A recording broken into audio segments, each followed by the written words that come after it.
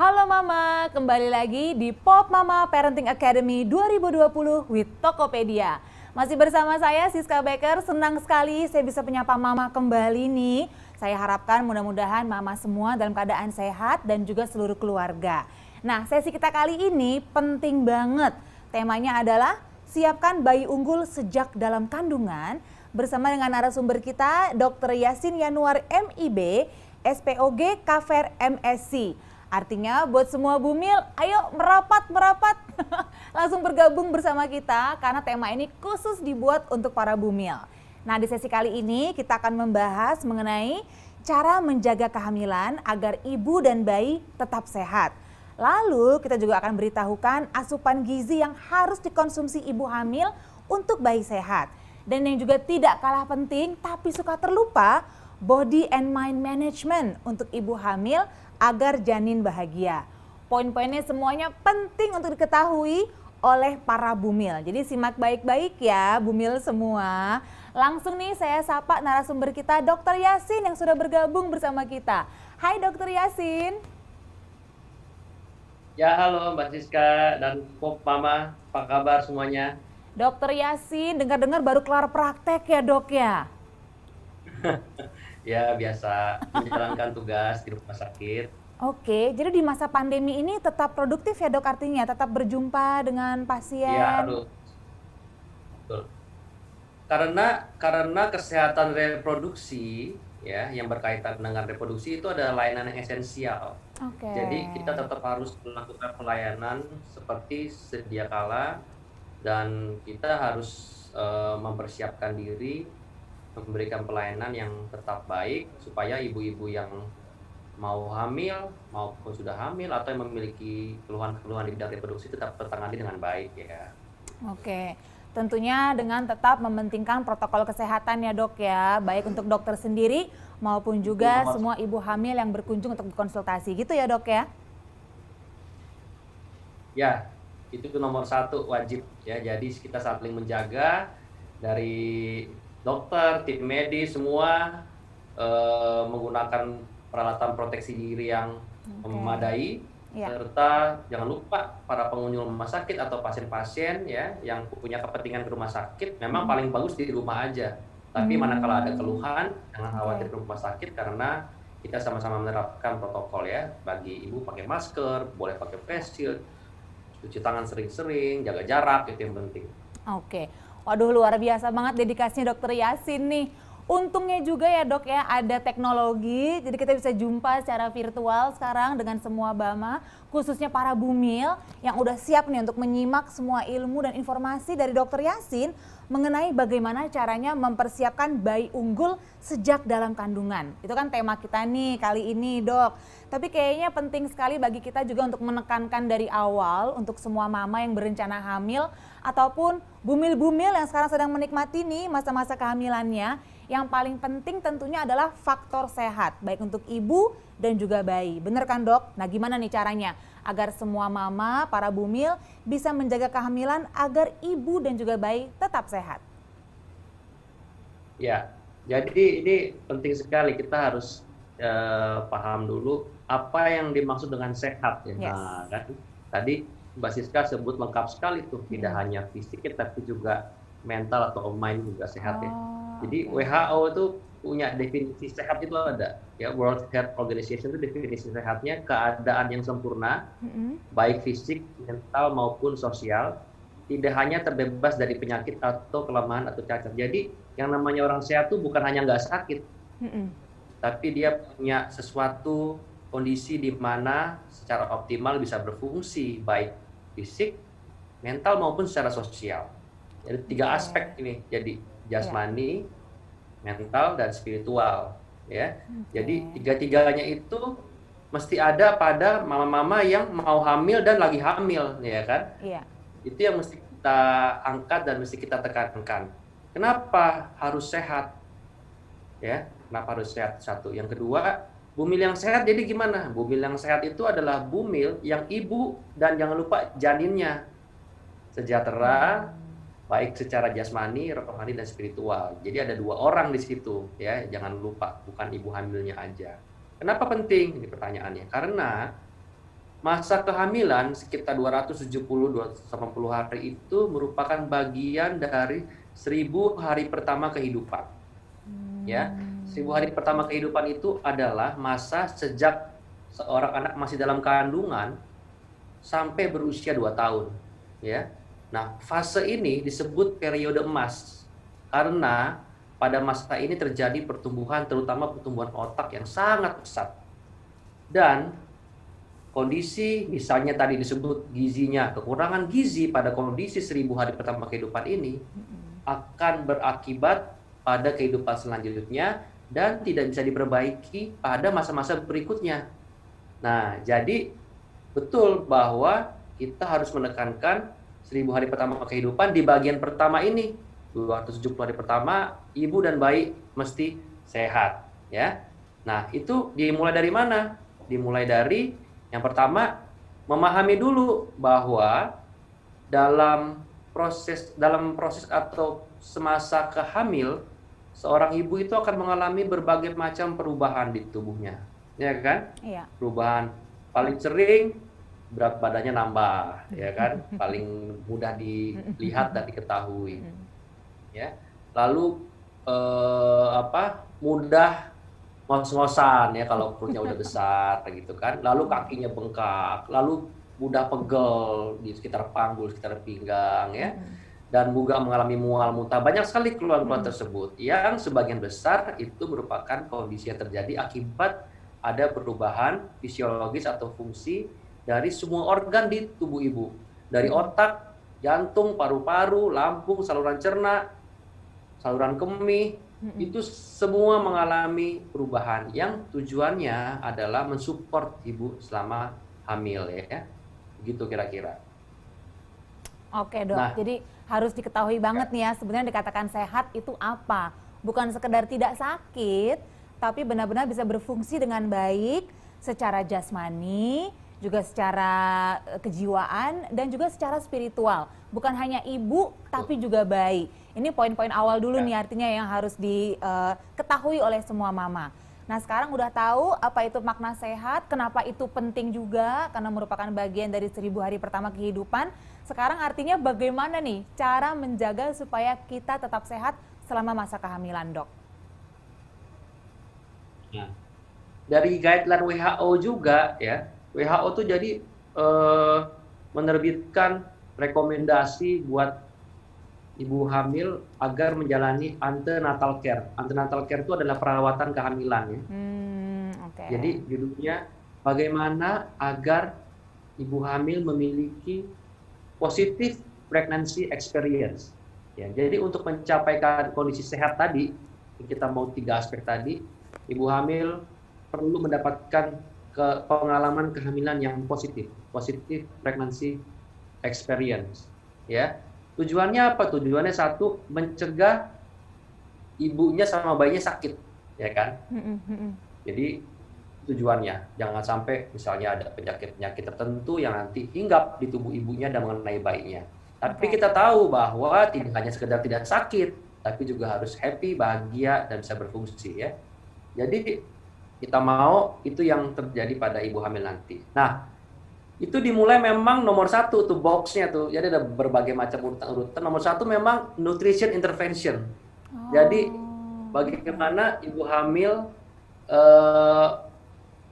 mendapatkan pola diet yang baik, ya, yang baik, yang sesuai dengan kondisinya pada saat hamil. Apakah harus makan double porsi, dok? Tentunya enggak. Ya, jadi kalau tiap makan 2 piring karena kan ada 2 orang di dalam, enggak gitu. Itu bisa eksesif ya.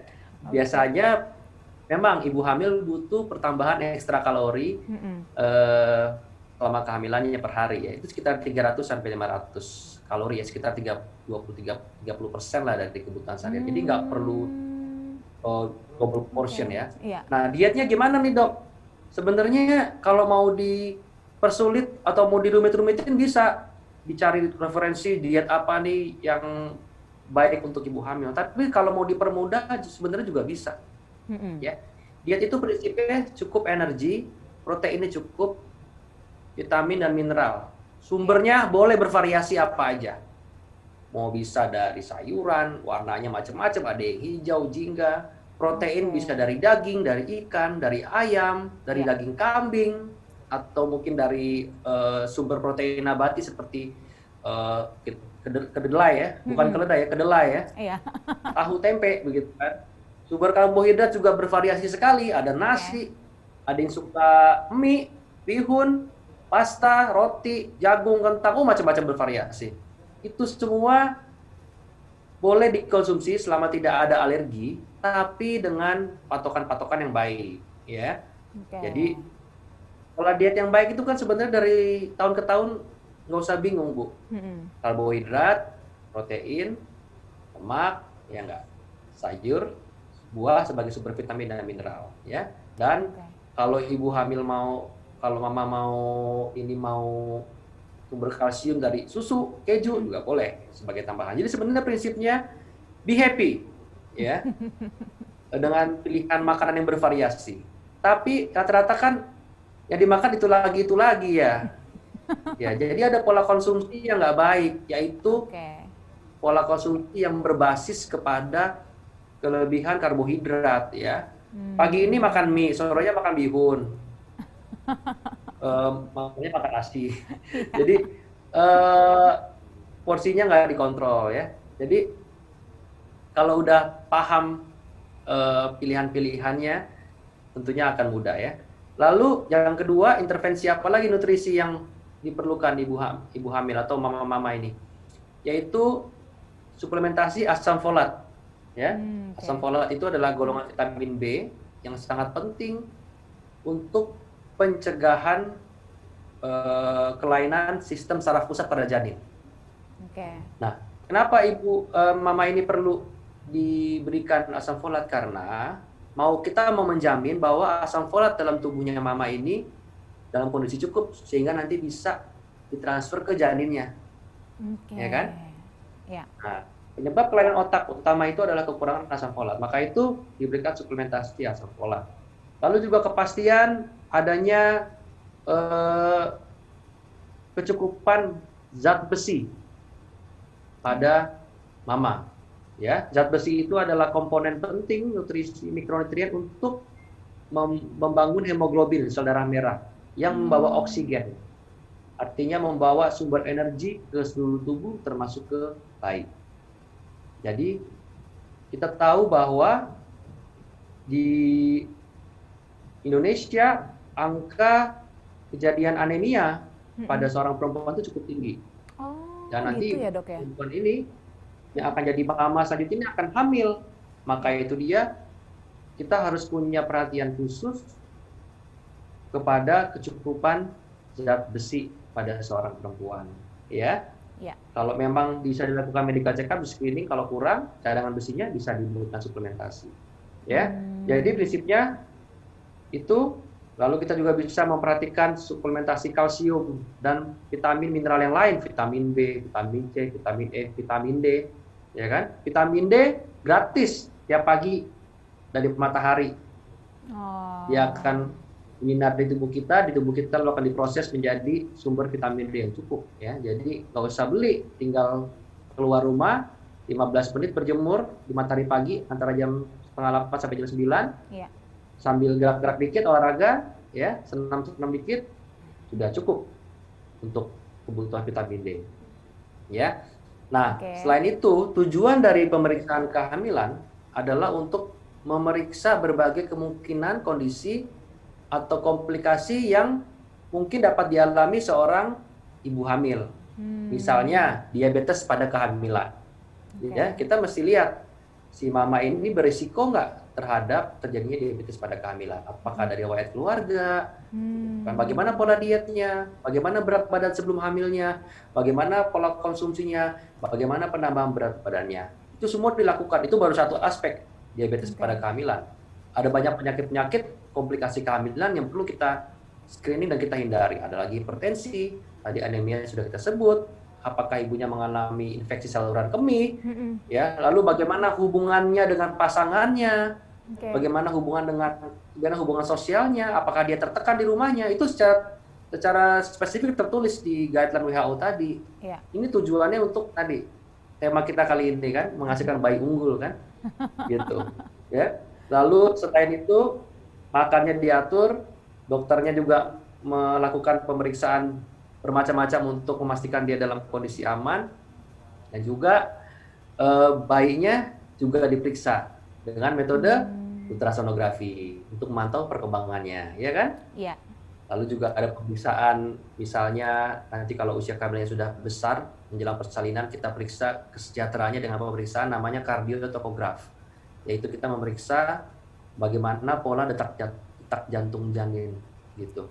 Jadi itu salah satu pemeriksaan yang wajib dilakukan saat mama yang hamil itu menjelang memasuki masa persalinan, gitu kan. Nah, sudah nutrisi, sudah ke dokter, sudah direncanakan dietnya, sudah diperiksa macam-macam, sama mama boleh mengenali tanda-tanda apa pada kehamilannya yang kira-kira aman untuk ditangani sendiri, atau tanda-tanda darurat apa yang menyebabkan ia harus segera ke rumah sakit, ya kan, agar terhindar dari komplikasi. Misalnya dapat mengalami mual muntah, ya kan? Mungkin panik kehamilan pertama atau kehamilan kesekian pun juga rasanya sama-sama aja, sama-sama cemasnya, sama-sama khawatirnya, ya. Mual muntah yang mana yang perlu ke dokter? Ya, apabila mual muntahnya itu hebat sampai mengganggu asupan, nggak bisa makan, nggak bisa minum, sehingga menyebabkan dehidrasi, bahkan ibunya lemas, gitu kan? Mungkin itu perlu bantuan. Atau ada keluhan terjadinya perdarahan, ya. Jadi perdarahan pada usia berapapun selama hamil itu merupakan tanda atau sesuatu yang tidak wajar atau tidak normal. Perlu dicari tahu penyebabnya, dan ini merupakan salah satu kondisi yang perlu dipastikan segera. Atau pada yang mengalami pecah ketuban, ya, keluar cairan, ya kan? Atau mengalami nyeri kepala hebat, atau mengalami gerakan janin yang tiba-tiba berkurang, gitu. Atau kalau kontraksi, ya. Nah, kalau yang mau lahiran yang udah usia 37 minggu, 38 minggu, itu kontraksi wajar karena sudah menjelang persalinan. Tapi bagi mama yang usianya sebelum 37 minggu, tapi sudah kontraksi hebat, tentunya itu merupakan suatu tanda-tanda persalinan prematur, ancaman persalinan prematur. Sehingga itu perlu juga ditangani dengan cepat. Ya, jadi itu adalah langkah-langkah untuk menjamin tumbuh kembang bayi sehingga bisa menghasilkan bayi yang unggulan. Ada lagi nih yang disebut dalam guideline tersebut agar seorang mama mendapatkan kehamilan yang positif pengalamannya, yaitu supporting system, ya kan, bahwa nggak bisa sendirian mama itu. Jadi seorang ibu hamil itu merupakan golongan yang rentan. Ada anak-anak, ada ibu hamil, sama lansia, ya kan. Kita perlu beri perhatian khusus, gitu. Jadi ini para suami, ya, tetap harus siaga, siap antar jaga. Dan sekarang selain siaga, siap antar jaga juga siap belanja online karena lagi PSBB, jadi nggak bisa antar jaga, dia harus belanja online-nya temenin, ya, dan bayarin, ya, supaya menghibur. Nah, support sistemnya apa aja? Satu, suami, keluarga di rumah bagaimana, ya kan? Yang kedua, bagaimana layanan kesehatan di sekitarnya? Rumah sakit terdekatnya apa? Ada nggak bidan yang siap siaga membantu orang ibu hamil kapanpun dia ada masalah, ya kan? Kalau tadi ada masalah perdarahan, ibu hamil harus kemana? Itu udah harus siap. Ya, kalau di rumah sakit, kamar bersalin itu 24 jam siaga, nggak ada jam liburnya, ya. Atau klinik terdekat di mana. Dan juga yang penting adalah komunitas, ya kan? Dulu sebelum pandemi, mama-mama yang hamil ini bisa berkumpul bersama melalui acara-acara, misalnya senam hamil, prenatal yoga bersama, ya. Dari situ bisa saling cerita, saling menyemangati, ketemu bidan, gitu kan, ketemu pelatihnya, ngobrol macam-macam. Kalau sekarang diganti menjadi kumpulnya online ya, lewat Instagram, ya kan, IG Live, atau acara-acara seperti ini nih yang Pop Mama. Jadi ini Pop Mama ini mengadakan ini sangat memiliki kontribusi kepada tadi topik kita ini, bagaimana agar ibu hamil ini menghasilkan bayi yang unggul ya, serta komunitas, serta pelatihan dan edukasi ya. Jadi saya sangat bersyukur sekali sekarang banyak pihak yang sudah memiliki perhatian untuk terus-terusan memberikan edukasi kepada seluruh masyarakat, khususnya kepada para perempuan mengenai kesehatan reproduksi, khususnya lagi bagi ibu-ibu yang nanti akan hamil. Ya, ini seperti Pop Mama ngadain kayak begini, ini sangat positif sekali. Ya, jadi kalau bisa dibuat rutin dan semakin luas cakupannya, saya senang banget nih. Yes, amin. Nanti Dokter Yasin gabung lagi ya, kalau ada lagi kita bikin ya. Insya Allah siap. Aduh, so far udah banyak banget nih tips-tips yang harus dicermati oleh para bumil atau mama yang ingin hamil. Bagaimana caranya kita menjaga kandungan tetap sehat dan juga supaya bisa menjaga janin juga tentunya. Dari tetap harus regular check up, memeriksakan kandungan kepada dokter kandungan, menjaga asupan nutrisi ke badan kita supaya terus seimbang, pola diet yang baik, memiliki support system yang benar-benar mendukung. Aku suka banget tadi tuh seruan Dokter Yasin kepada para suami yang mungkin lagi menemani juga nih lagi nonton acara kita. Wahai para suami, wahai papa, ayo didukung ya, dibikin happy bumilnya. Ini saran dari WHO loh, nggak boleh dikacangin begitu aja. Kalau mau belanja-belanja boleh juga bareng-bareng mempersiapkan masa kehamilan, mungkin mulai beli-beli peralatan keperluan si bayi, nantinya bisa belanja di Tokopedia. Kan pas juga ya dengan nuansa pandemi saat ini, kita harus di rumah aja. Banyak cara sebenarnya untuk benar-benar menjadikan pengalaman yang positif ini bukan hanya positif bagi mama, tapi juga bersama-sama dengan sang calon papa ya, Dok ya, bener nggak sih? Supaya sama-sama ada rasa keterikatan, ada rasa saling mendukung, dan pada akhirnya juga bisa dijalani dengan lebih positif oleh mama, ya kan Dok? Betul. Dan saya mau nambahin satu lagi nih. Oke. Ini di masa pandemi mesti lebih support lagi ya. Kita tahu bahwa mama, atau seorang perempuan itu calon mama lah ya, nanti yang akan melahirkan, lagi mengandung gitu, itu merupakan salah satu kelompok yang rentan apabila mengalami COVID-19. Ya. Apalagi ada keluar. Jadi betul-betul perhatikan di rumah aja, jaga jarak ya. Tadi kan sekarang kan di rumah aja bisa ya, Tokopedia udah ini kan? Iya. Udah sangat luas. Benar. Jadi bisa ngapain aja di rumah aja ya. Nggak perlu keluar. Lalu jadi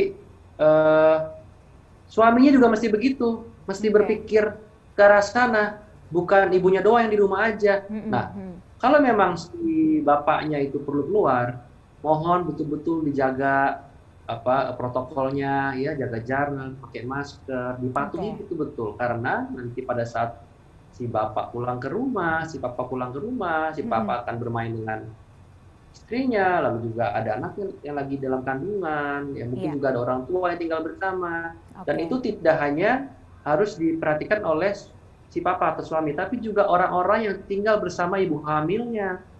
Mungkin tinggal bersama orang tua, bersama saudara, dan lain-lain. Satu rumah itu betul-betul harus menjaga.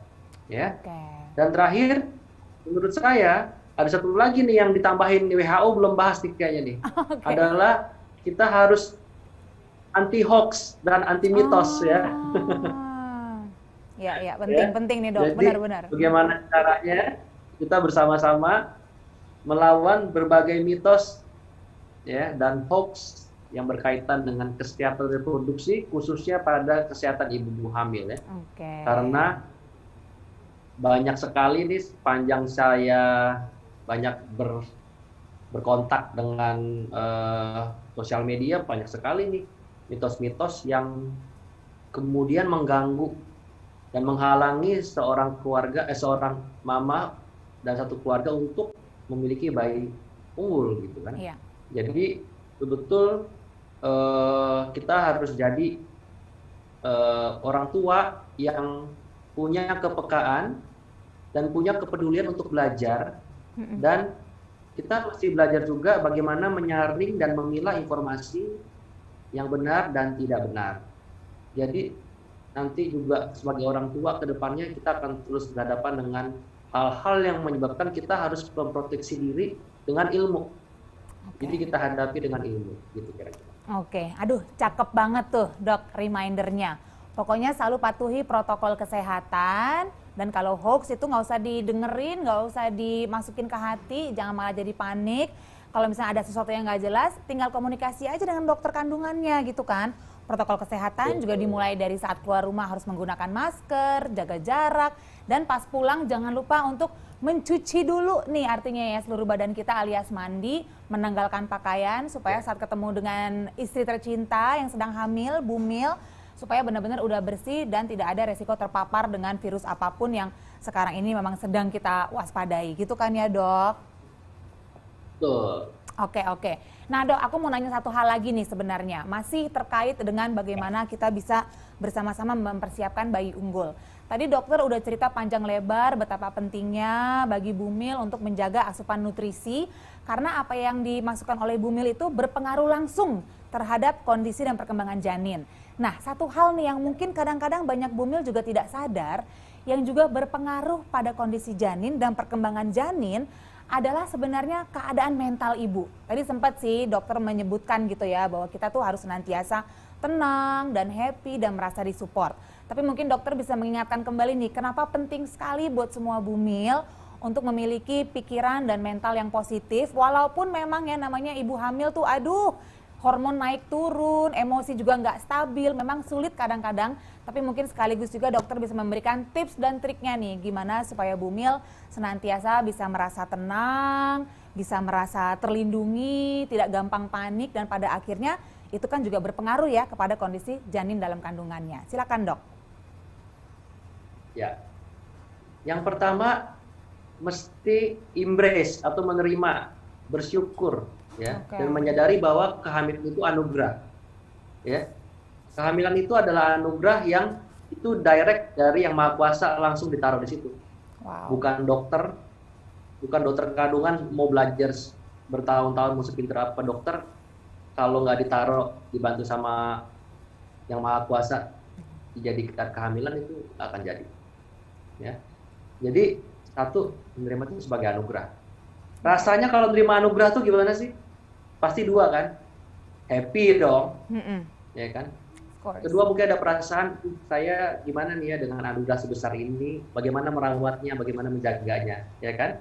Ya. Nah, memang respon seseorang yaitu cemas terhadap suatu hal yang baru atau terhadap sesuatu hal yang mungkin luar biasa dalam hidupnya, itu satu hal yang wajar. Itu merupakan salah satu reaksi yang wajar dan normal yang menandakan bahwa seorang dalam kondisi yang siap. Dia cemas memikirkan. Bayangin kalau nggak cemas sama sekali, nggak nyadar gitu kan. Nah, jadi cemas itu adalah satu tanda bahwa kita ingin mendapatkan hal yang lebih baik buat diri kita dan baik. Jadi gitu. Nah, jadi bagus kalau ada cemas dalam kadar yang terkontrol, ya. Nah, bagaimana mengontrolnya? Imbangi dengan ilmu, ya kan? Semakin kita belajar, semakin kita tahu ilmunya dan lain-lain, kecemasan itu bisa dibalance tuh. Jadi, oh saya cemas nih, bayi saya mengalami ABCD. Begitu baca, oh ternyata peluang terjadinya ABCD itu hanya sekian persen kecil. Saya pernah bilang ke pasien saya, ibu punya dua pilihan. Satu, ibu memikirkan hal yang buruk itu yang hanya 5%, 10% kejadiannya, mungkin sangat jarang, dan ibu akan sepanjang hari cemas, atau pilihannya ibu mensyukuri yang sebagian besar akan berjalan baik-baik saja, gitu kan. Tentunya kita pilih yang itu dong, yang positifnya dong, gitu. Ya, jadi cemas dalam kadar tertentu itu satu hal yang wajar, dan hadapi dengan ilmu. Jadi memang eh, kita harus membekali diri kita dengan berbagai ilmu dan pengetahuan. Dan alhamdulillah sekarang nih 5 tahun terakhir ini itu banyak sekali sumber-sumbernya. Oke. Tapi memang satu sisi banyak juga sumber-sumber yang ngaco gitu ya. Jadi Harus bisa jadi milah-milihnya nih dok ya, artinya selain ya.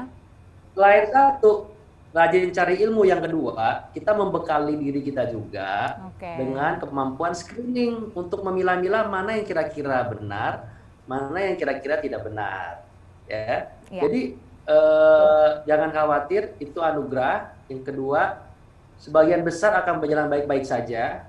Sebagian kecil mungkin mengalami masalah, tapi apabila masalahnya dideteksi secara baik, secara dini, ditangani dengan baik, maka sebagian besar masalah tersebut akan dapat teratasi. Amin. Gitu. Jadi kita dapat berfokus, si papa dan mama ini memfokuskan diri kepada hal-hal yang besar tadi yang memang indah tadi selama 9 bulan mendatang. Mudah-mudahan apa yang saya sampaikan tadi itu sedikit banyak bisa memberikan insight ya. Iya. Banget Bisa membantu dok. lah. Gitu. Aku yakin banget semua mama yang sedang mungkin mencoba untuk hamil ataupun para bumil merasa jauh lebih tenang nih karena sudah mendengar begitu banyak pemaparan dari Dokter Yasin. Terima kasih banyak ya dok ya buat sharingnya, buat Sama-sama. ilmunya, buat penyemangatnya untuk semua bumil di luar sana. Nikmati saja pokoknya momen-momen kehamilan ini. Cepet loh selesainya, nggak berasa tiba-tiba nanti udah brojol, jadi mendingan sekarang dinikmati aja. Manja-manja dengan suami, makan makanan sehat, mulai mempersiapkan kehamilan. Kita doakan bersama, semoga mama, para bumil senantiasa dalam keadaan sehat, begitupun juga janin dalam kandungan. Dan ingat, bagi mama untuk terus mempersiapkan diri agar mama bisa mempersiapkan bayi unggul sejak dalam kandungan. Dokter Yasin, terima kasih banyak ya untuk waktunya. Semoga kita bisa jumpa di lain kesempatan ya Terima kasih dok. Mbak Siska, terima kasih undangannya juga. Semoga bermanfaat. Mohon maaf kalau ada kekurangan ya. Ya, sukses Terima ya. kasih dok. Stay healthy, stay safe ya dok ya. Sama stay safe banyak. Baiklah Mama, dengan demikian berakhir sudah sesi talk show kita nih yang terakhir di day 3, hari ketiga Pop Mama Parenting Academy 2020 with Tokopedia. Terima kasih ya Mama ya untuk partisipasinya hari ini. Kita ketemu lagi di hari esok tentunya masih di Popak 2020 bersama saya Siska Becker. Bye!